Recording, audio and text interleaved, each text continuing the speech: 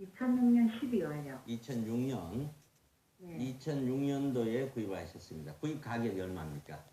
그때 9억 5천 줬습니다. 9억 5천. 네. 지금은 시세가 얼마입니까? 지금 거의 9억 5천까지 올라오긴 왔는데 네. 매매는 그 정도는 안 되는 걸로 알고 9억 3천에서 9억 5천 정도 보면 되겠죠? 네네, 그 정도. 왜 이럴까요? 자, 그럼 하나만 제가 여쭤볼게요. 네. 강남 지역에 있는 다른 아파트들요. 네네. 일반 아파트, 재건축 아파트 말고요. 얘도 재건축은 조금은 멀었죠? 몇 년도 네, 지었죠, 이게? 지금 내년이 30년 되는 걸로 알고 아, 그렇죠. 있거든요. 그럼 거의 재건축이 네네. 왔어요. 그럼 재건축 네네. 아파트로 분류를 해도 돼요.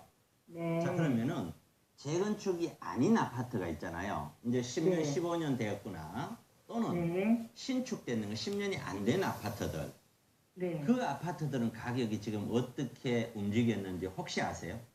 글쎄요, 제가 그것까지는 안 알아봤는데요. 그거는요, 2006년도 가격을 다 올랐었습니다. 아. 다 올랐었어요. 그럼 이상하죠? 네. 지금 예. 아마 시청자분도 이런 생각을 가지실 거예요. 신문이나 매스컴 보면 맨날 재건축 떠들잖아요. 네네. 일반 아파트 안 나오죠? 재건축 아파트 네. 6개월 사이에 1억 올라 뭐 이런 얘기밖에 안 나오죠. 네. 그런데 저는 거꾸로 얘기를 하죠. 네. 거꾸로가 맞습니다. 그거는 아. 신문지상에서 나온 거는요. 신문이라는 네. 거는 매스컴이라는 거는 상대방에게 자극적인 요소들만 뽑아서 보여주는 거예요. 그래야 매수가 늘어나죠.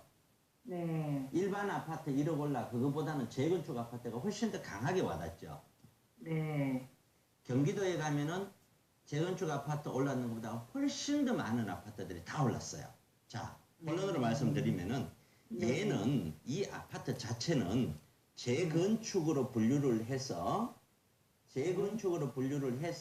분석을 해야 돼요. 분석 자체가. 네. 그럼 재건축으로 분석을 할 때는 얘가 지금 몇 평이냐라는 거예요. 네. 땅 지분을 얘기합니다. 네. 땅 지분이 몇 평인지 기억하세요? 잘 모르겠는데요. 네. 죄송한데. 통상 강남 지역에는요. 이게 지금 몇 층 네. 아파트죠? 15층 정도 되나요? 저기 저층과 고층이 섞여 있습니다. 평균.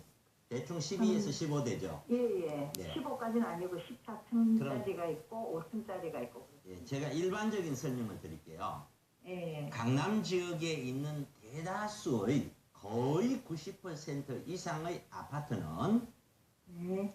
용적률 자체가 거의 많이 법적인 용적률 서울시에서 부여되는 제2종 주거지역 같으면 법 200% 용적률을 부여해요.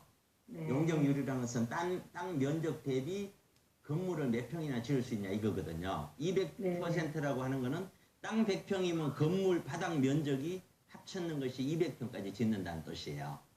서울시에서 허용하는 것이 2종 주거지역은 그 정도 200% 정도 돼요. 네. 그런데 법적인 용적률은 250%예요. 네. 법적인 용적률을 벗어날 수는 없고요. 법적인 용적률까지 가까이 올라가면은 200%를 넘어가는 분야에 대해서는 상당 부분을 기부 체납을 해야 돼요.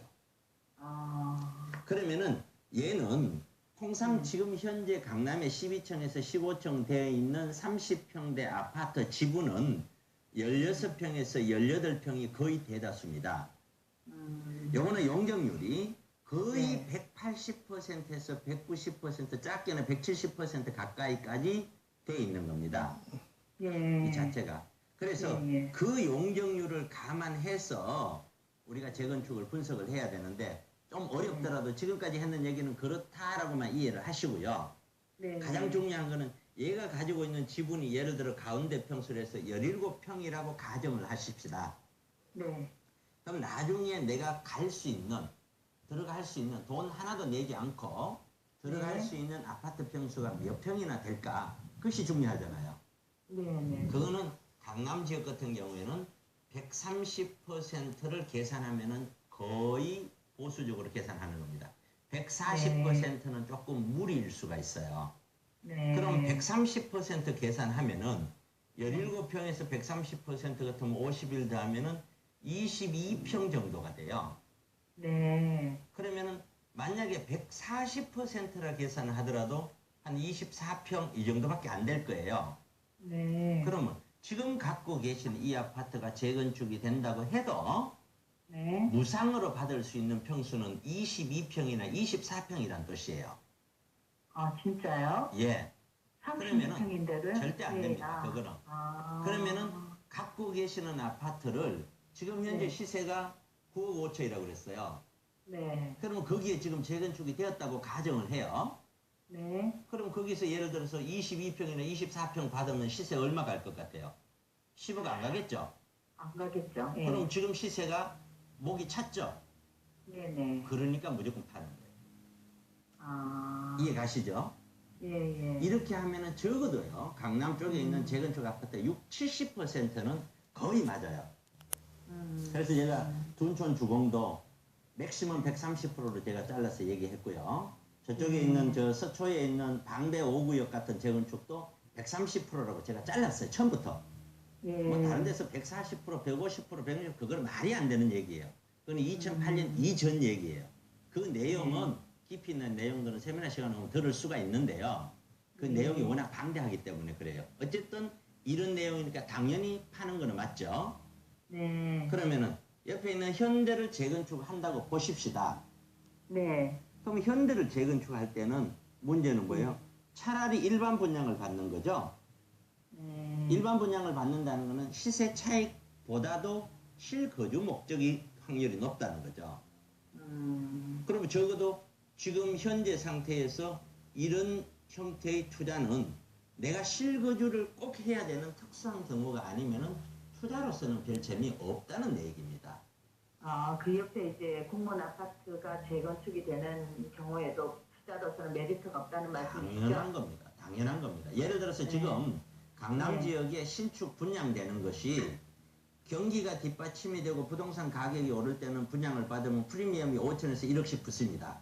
네네. 그렇죠? 예. 그러니까 그때 당시에 분양할 당시에 경기가 어떻느냐에 따라서 받을 의미도 있고 없고가 차이 나는 것이지 지금 현 상태에서 여기를 받으면 좋다 아니다를 논할 수가 없는 겁니다. 근데 한 2년 정도 있으면 분양할 걸로 예상을 하고 있거든요. 그 주변이 바로 옆에라. 제가 2년이라면은 지금 현재 예상해 봤었을 때는 2년 뒤에 우리 경기가 받침이 돼서 부동산 시장이 살아나기는 어려울 거로 봅니다. 다만 딱 하나는 있어요. 네. 지금 강남권에 있는 약점이 뭐냐면은 강남 지역에는 신축 아파트가 극히 적어요. 그러다 보니 신축 아파트는 가격대가 굉장히 높죠. 네. 청실도 그렇고요. 네네. 청실이 이번에 되게 그러니까요. 많이 높았죠. 그게 왜 그러냐면은 신축이 없어서 그런 거예요. 네. 그런데 생각을 해보십시오. 밑에 쪽에 있는 개포동 쪽에 옆에요. 네네. 개포 1, 2, 3, 4단지가 전부 다 이제 이주를 들어가면서 앞으로 3, 4년, 4, 5년 뒤에 다 입주죠. 네네. 그렇죠. 그럼 이쪽도 2년 뒤에 분양을 한다라고 하면은 4, 5년 뒤에 입주가 되겠죠. 네, 그렇네요. 그러면 그만큼 신축이 많이 늘어나죠. 네. 그럼 지금처럼 신축이 희소해서 올라갈 수 있는 역할은 줄어들겠죠.